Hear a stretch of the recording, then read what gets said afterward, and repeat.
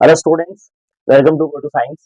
तो हमने last class में बात किया था चार्ज के बारे में। क्लास 10 साइंस इलेक्ट्रिसिटी चैप्टर हमने स्टार्ट किया था और आज हम लोग बात करेंगे इलेक्ट्रिक करंट के बारे में। ठीक है, लेकिन उससे पहले हम लोग बात करते हैं कि चार्ज जो है आपको दो फॉर्म में जनरली दिखाई देता है। जैसे कोई इंसुलेटर है, अगर उस इंसुलेटर के अंदर अगर चार्ज आ जाता है तो जनरली वो फ्लो नहीं करेगा, राइट।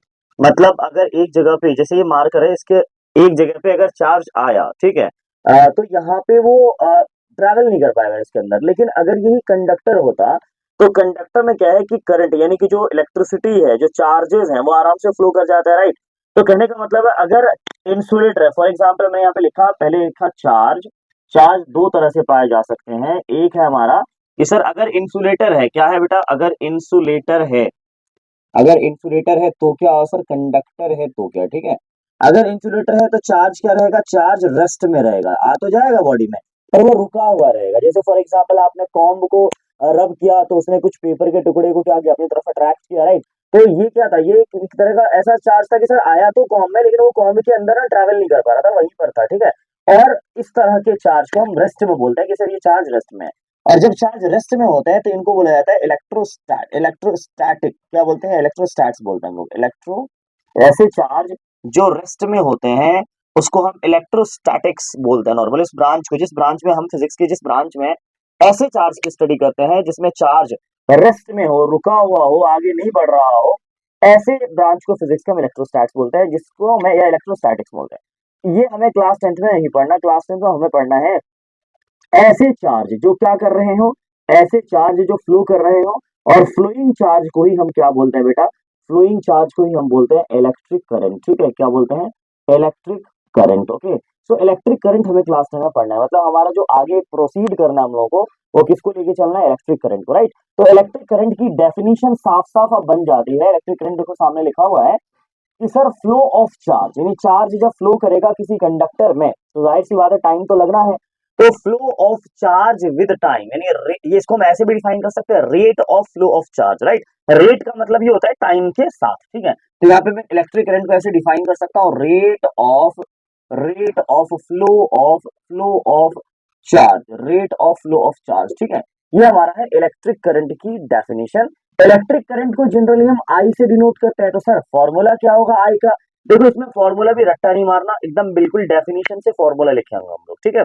डेफिनेशन में स्टार्टिंग में है रेट, रेट मतलब होता है डिवाइडेड बाय टाइम। ध्यान देना बच्चों, रेट मतलब क्या होता है, डिवाइडेड बाय टाइम। मैंने आपको पिछली वीडियो, कई सारी वीडियो मैंने बता रखा है कि जिस डेफिनेशन स्टार्टिंग में रेट लगाओ नॉर्मली, उसमें क्या हो, टाइम के साथ उसको डिवाइड करो और आगे फ्लो ऑफ चार्ज। किसका फ्लो बेटा, चार्ज का। तो चार्ज के बदले में यहाँ क्या रखेंगे, क्यू रखेंगे। और इस तरह से करंट का फॉर्मूला हमारा बनके तैयार है, I is equal to Q upon में टी, ठीक है। अच्छा, उसके बाद यहाँ से चार्ज का भी एक फॉर्मूला आप लिख सकते हो, Q is equal to I T. एक ही बात है सर, क्योंकि यहाँ से I की वैल्यू Q बाई टी है, तो Q की वैल्यू क्या आ जाएगी, I टू टी हो जाएगा, राइट। अच्छा, चूंकि इलेक्ट्रिक करंट की बात हो रही है तो जरा एस आई यूनिट लिख लेते हैं। S I unit of current, electric current की एस आई यूनिट क्या होगी, एस आई यूनिट क्या होगी, एम्पियर। ध्यान रखना आप लोग, एसआई यूनिट तो एम्पियर। बहुत बच्चे बोलेंगे सर कूलम पर सेकंड भी तो हो सकता है, बिल्कुल हो सकता है। एम्पियर को कूलम पर सेकंड भी बोल सकते हैं, एम्पियर को कैपिटल ए से नोट करते हैं और इसको चाहे तो कूलम पर सेकंड, लेकिन इसकी एसआई यूनिट जनरली क्या है, एसआई यूनिट एम्पियर है, ठीक है। तो इसको हम एम्पियर ही लिखेंगे, राइट।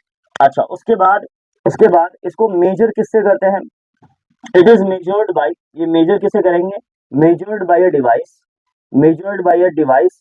और इस डिवाइस का नाम क्या है, एमीटर। क्या है इस डिवाइस का नाम, उस डिवाइस का नाम है एमीटर। एमीटर का सिंबल जो सर्किट में बनाया जाता है बच्चों, वैसे बनाया जाता है, ठीक है। ये एमीटर का सिंबल है। और एमीटर को हमेशा हम सीरीज में लगाते हैं, किसमें लगाते हैं, एमीटर। एमीटर जो है इसको हमेशा किसमें कनेक्ट करते हैं, इसको हमेशा सीरीज में कनेक्ट करते हैं बच्चों, इसको हमेशा सीरीज में कनेक्ट करेंगे, राइट। अच्छा, उसके बाद अगर आपसे ये कहा जाए, बहुत ही इंपॉर्टेंट क्वेश्चन, कि करंट 1 एम्पियर है, 1 एम्पियर करंट को कैसे डिफाइन करेंगे। तो भाई चार्ज कितना होगा, 1 कूलम, और टाइम कितने सेकंड में फ्लो करे, 1 सेकंड में। अगर 1 कूलम चार्ज 1 सेकंड में फ्लो करे देन इसको हम क्या बोलेंगे, 1 एम्पियर की करंट बोलेंगे, राइट। सो 1 एम्पियर कैसे डिफाइन करेंगे, when 1 coulomb charge flows in 1 second.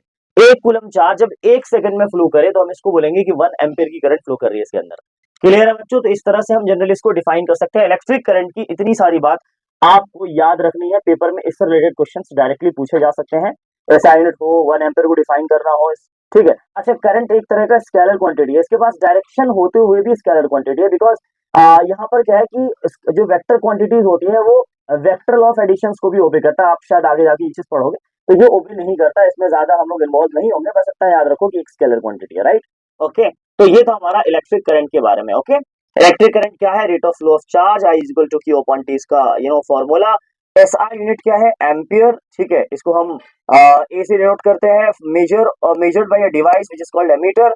Ammeter को, जनरल एमीटर का सिंबल ऐसा होता है, एमीटर को हम सीरीज में लगाते हैं। 1 एम्पियर को कैसे डिफाइन करेंगे? मैं स्टेटमेंट बोला, आप जरा पीछे करके उस स्टेटमेंट को लिख लीजिएगा, 1 एम्पियर की डेफिनेशन, ठीक है।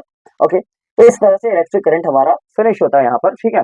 उसके बाद हम लोग बात करेंगे एक बहुत ही इंपॉर्टेंट सा टॉपिक इलेक्ट्रिक करंट के बाद। जनरली इलेक्ट्रिक करंट में इससे ज्यादा क्वेश्चन आपको ज्यादा देखने की जरूरत नहीं है, ठीक है।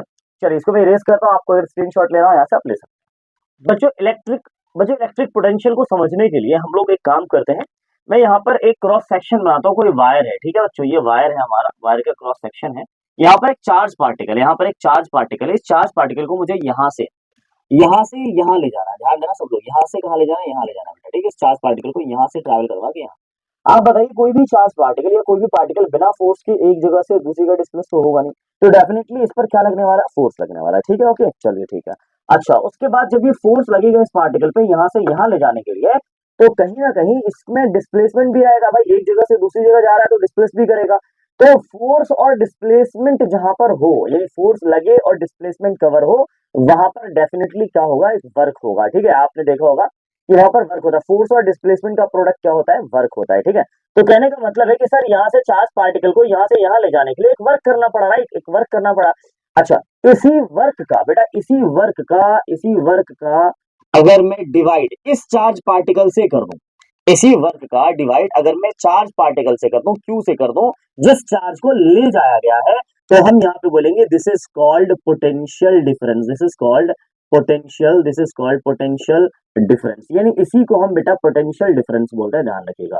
तो व्हाट इज पोटेंशियल डिफरेंस? कुछ नहीं सर, इसको डेफिनेशन में ऐसे बोलना है कि it is the work done in bringing, unit charge, एक चार्ज पार्टिकल है, from one point to another point. ये एक वर्क डन है, एक चार्ज पार्टिकल को एक जगह से दूसरी जगह लाने में जो भी काम करना पड़ता है, that is known as work, that is known as potential difference. So potential difference के आएगा, सॉरी, इसका फॉर्मूला क्या हो जाएगा? बिल्कुल रट्टा नहीं मारना, बिल्कुल फॉर्मूला साफ साफ क्लियर है कि it is a work done, तो वर्क लिखा ऊपर, ठीक है। इन ब्रिंगिंग यूनिट चार्ज, तो चार्ज का सिंबल क्या होता है? क्यू। इस तरह से पोटेंशियल डिफरेंस का जो आ गया हमारा डेफिनेशन, फॉर्मूला बन गया, वो है वर्क अपॉन में चार्ज। मैं एक बार और डेफिनेशन रिपीट करता हूँ, it is a work done in bringing unit charge from one point to another point, एक पॉइंट से दूसरे पॉइंट तक ले जाने में किसी चार्ज पार्टिकल को कितना वर्क करना पड़ता है, that is known as potential difference. उस वर्क को क्यू से डिवाइड करेंगे तो क्या मिलेगा हमें? पोटेंशियल डिफरेंस मिलेगा। क्या आपको ये बात क्लियर हुई? पोटेंशियल डिफरेंस क्या है? डिफरेंस क्यों यूज हुआ है? डिफरेंस इसलिए बिकॉज अगर एक जगह पे पार्टिकल है और ऑलरेडी यहाँ से यहाँ जा रही है ना बॉडी, तो कहीं ना कहीं यहाँ पर कुछ ना कुछ उसके पास कुछ ना कुछ एनर्जी रही होगी, कुछ ना कुछ वर्क ऑलरेडी कर रखा होगा, और जब यहाँ से यहाँ जाएगा तो वर्क का डिफरेंस निकाल सकते हैं। फॉर एग्जाम्पल, अगर मैं बॉडी को यहाँ से यहाँ उठा रहा हूँ, ध्यान रखना, तो अगर बॉडी को सरफेस से, जमीन के सतह से यहाँ से उठा के यहाँ रख रहा हूँ, तो कुछ ना कुछ वर्क हुआ होगा, जाहिर सी बात है, यहाँ से यहाँ लाने में। अच्छा, अब यहाँ से उठा के फिर वापस में यहाँ ले जा रहा हूँ, तो इसका मतलब वर्क और करना पड़ा। तो हमने वर्क का डिफरेंस निकालना, तो क्या करेंगे? फाइनल माइनस क्या करेंगे? इनिशियल। तो यहाँ नॉर्मली जब दो पॉइंट्स बताओ कि यहाँ से यहाँ ले जाएगा, तो हमेशा वर्क का डिफरेंस निकालते हैं, राइट। और अगर ये नहीं पता होगा सर कहां से लाया गया, ये नहीं पता है, और एक फिक्स पॉइंट तक लाया गया, मान लो हमें पता है कि सर एक फिक्स पॉइंट तक लाया गया, तो यहाँ पर हम वर्क का डिफरेंस नहीं निकाल सकते। ओके बच्चों, ठीक है। अब मान लो मैंने आपको एक सिचुएशन दी है, तो आपको समझ में आ गया पोटेंशियल डिफरेंस क्या, इसको वी से डिनोट करता है। अब इसके बारे में बात करेंगे हम लोग, लेकिन जरा इसलिए समझो आपकी इलेक्ट्रिक पोटेंशियल क्या होता है सर, इसके बारे में ध्यान सुनना है। यहाँ पे कोई डिफरेंस नहीं है, आप इस बात का ध्यान रखना कि आपको ये चार्ज पार्टिकल यहां से यहां नहीं जा रहा, इस बार ये चार्ज पार्टिकल पता नहीं कहां से, इन्फिनिटी से किसी फिक्स पॉइंट तक अगर ये चार्ज पार्टिकल आए, इसको लाया जाए, तो इस पे जो वर्क होगा उस वर्क की डिफरेंस नहीं निकाल सकते, बिकॉज इन्फिनिटी पे क्या होता है? इन्फिनिटी पे हम लोग मान लेते हैं कि पोटेंशियल डिफरेंस कितना है? जीरो है। सो दैट इज वाई यहाँ इस चार्ज पार्टिकल को इन्फिनिटी से इस पॉइंट पे लाने में जो भी वर्क करना पड़ता है, that is known as electric potential. Definition में जरा सा सिर्फ फर्क है कि it is the work done, इसकी डेफिनेशन बोल रहा हूं मैं, it is the work done in bringing unit charge from infinity to a fix point, इसको बोलेंगे हम इलेक्ट्रिक पोटेंशियल। लेकिन पोटेंशियल डिफरेंस को बताने के लिए फ्रॉम इन्फिनिटी नहीं बोलेंगे, from one point to another point बोलेंगे, ये हो जाएगा हमारा पोटेंशियल डिफरेंस। मतलब दोनों डेफिनेशन लगभग सेम है, फ्रॉम इन्फिनिटी बोलना हो तो ये वाला डेफिनेशन, और from one point to another point तो ये वाली डेफिनेशन। क्लियर हो? क्लियर है? तो एक डेफिनेशन याद करो, दोनों याद हो जाएगा आपको। कहानी जो आगे बढ़ाएंगे हम लोग इसकी इसकी इसकी बढ़ाएंगे कहानी, वी पोटेंशियल डिफरेंस की कहानी। अच्छा, पोटेंशियल डिफरेंस का फॉर्मूला तो आपने देख ही लिया। पोटेंशियल डिफरेंस का फॉर्मूला मैं एक बार और यहाँ पे क्लियर अच्छे से लिख देता हूँ, वर्क डिवाइडेड बाई चार्ज। ठीक है बच्चों? ओके। अच्छा, इसकी एस आई यूनिट क्या है सर? एस आई यूनिट, ये तो हो गया फॉर्मूला।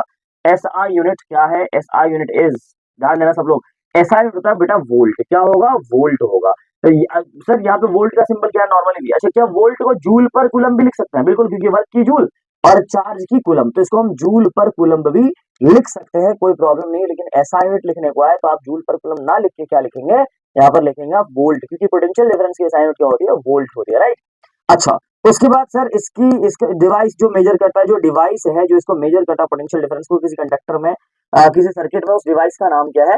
तो उस डिवाइस का नाम है बच्चों वोल्ट मीटर। क्या बोलेंगे? वोल्ट मीटर बोलेंगे उसको, ठीक है। और वोल्ट मीटर को जनरली इस तरह से सिंबलाइज करते हैं, ये हमारा बीच में वी लिख दिया, इधर से एक बार इधर से एक बार, ठीक है। ये वोल्ट मीटर का सिंबल है। तो इसको हम हमेशा सर्किट में पैरेलल लगाते हैं, इसको आप अपने वर्ड में लिख लीजिएगा। सर्किट में कैसे कनेक्ट करते हैं? पैरेलल कनेक्ट करते हैं, पैरेलल कनेक्ट करते हैं, ध्यान रखिएगा इस चीज को, ठीक है।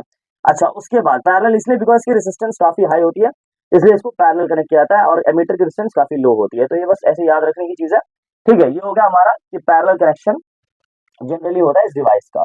उसके बाद आते हैं हम लोग कि सर अगर 1 वोल्ट किसी ने बोला, 1 वोल्ट का क्या मतलब है समझाओ। 1 वोल्ट, तो हम इस डेफिनेशन से, इस फॉर्मूले से समझा सकते हैं 1 वोल्ट पोटेंशियल डिफरेंस का क्या मीनिंग है। समझिए इसको जरा।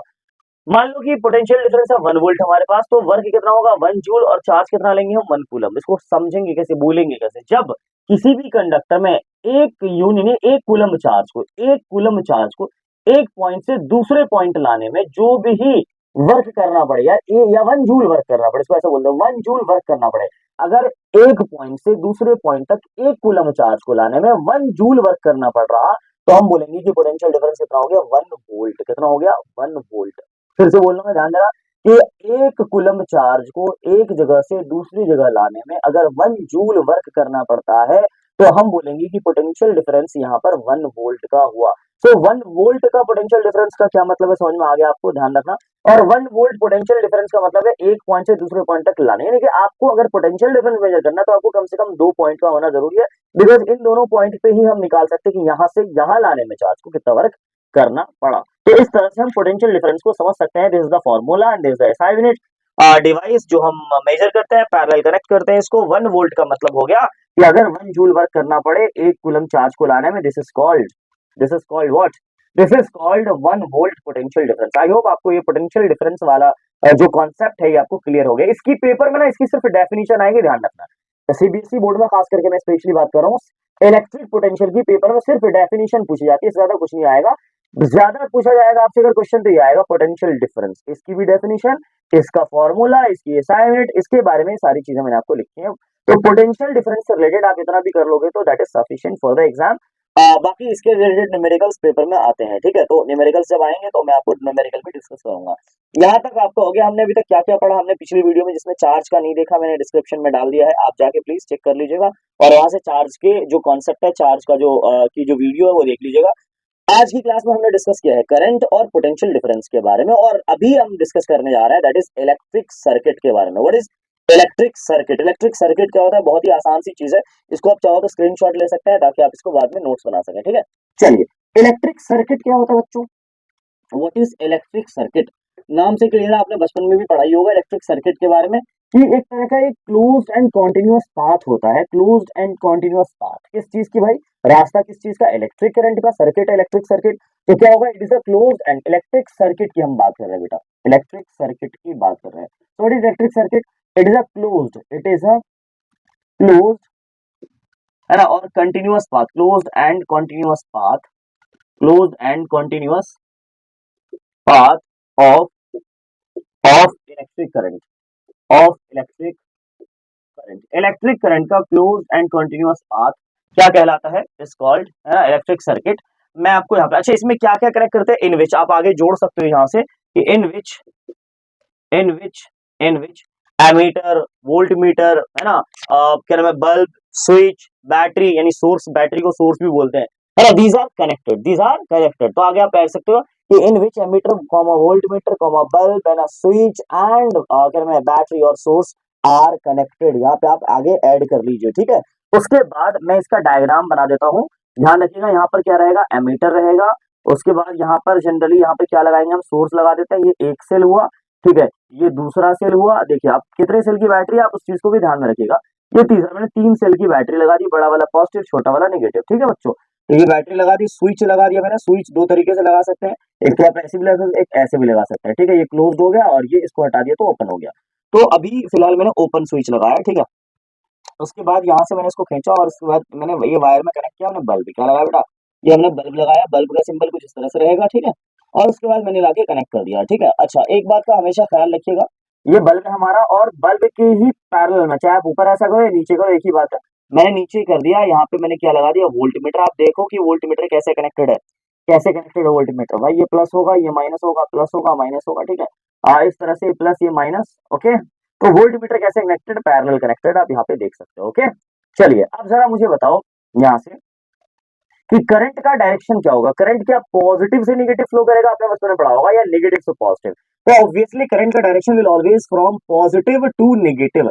पॉजिटिव से करंट नेगेटिव की तरफ फ्लो करेगा, इस बात का ख्याल रखिएगा आप लोग, पॉजिटिव से नेगेटिव। बट इलेक्ट्रॉन का फ्लो कहां से कहां होता है, इलेक्ट्रॉन का फ्लो हमेशा नेगेटिव से पॉजिटिव होगी। यानी करंट का फ्लो और इलेक्ट्रॉन का फ्लो आपस में बिल्कुल ऑपोजिट है। इलेक्ट्रॉन हमेशा नेगेटिव टर्मिनल, क्योंकि यहाँ पर नेगेटिव टर्मिनल पे ही तो इलेक्ट्रॉन्स बहुत ज्यादा होंगे, तो यहाँ से इलेक्ट्रॉन निकलेंगे और यहाँ से निकल के जाएंगे किस तरफ, पॉजिटिव टर्मिनल की तरफ। लेकिन करंट का डायरेक्शन हमेशा हम लोग किधर से किधर लेते हैं, पॉजिटिव टर्मिनल से नेगेटिव टर्मिनल की तरफ लेते हैं, राइट। तो करंट का डायरेक्शन कुछ इधर ही, करंट फ्लो कर रहा है, करंट फ्लो कर रहा है। अच्छा, फिर उसके बाद क्या, कहाँ जाएगा, ये नॉर्मली क्या है, स्विच हमने क्या कर दिया, ऑन कर दिया, तो ठीक है, करंट फ्लो करेगा और बल्ब क्या कर जाएगा, यहाँ से ग्लो कर जाएगा। This is called electric circuit. Electric circuit आपको इतना ही बताना है, ठीक है। बैटरी और सोर्स लगाया हमने, फिर एमीटर लगाया, वोल्ट मीटर लगाया, बल्ब लगाया, स्विच लगाया, तो ये सब, this is the source actually, source भी बोल सकते हैं, राइट। एक क्वेश्चन आता है पेपर में कि बताइए कौन सा डिवाइस है जो जो पोटेंशियल डिफरेंस को मेंटेन करता है। मेंटेन, मैंने बोला अभी मेजर नहीं करता, मेजर के लिए तो वोल्ट मीटर हो गया। मेंटेन कौन सा डिवाइस करता है, तो मेंटेन के लिए आप लोग ध्यान रखना, हमेशा इस चीज का नाम लीजिएगा, बैटरी और सेल। मेंटेन कौन करेगा, बैटरी और सेल। इस बात का हमेशा ख्याल रखना कि अगर ये पेपर में आ जाए, आपके इंटेक्स्ट का क्वेश्चन है, या इंटेक्स्ट में आप देखना सेकंड या थर्ड इंटेक्स्ट में आपको ये क्वेश्चन मिलेगा कि मेंटेन कौन करता, आंसर आ जाएगा बैटरी और सेल। इस तरह से हमने देख लिया कि किस तरह से इलेक्ट्रिक सर्किट को बताया जाए। इन विच आप ध्यान रखना इसमें कि in which ammeter comma voltmeter है ना, बल्ब, स्विच एंड सोर्स और बैटरी आर कनेक्टेड, जरूर लगा लीजिएगा लास्ट में, ठीक है। तो इस तरह से हमारा हो गया ये सर्किट, इलेक्ट्रिक सर्किट के बारे में।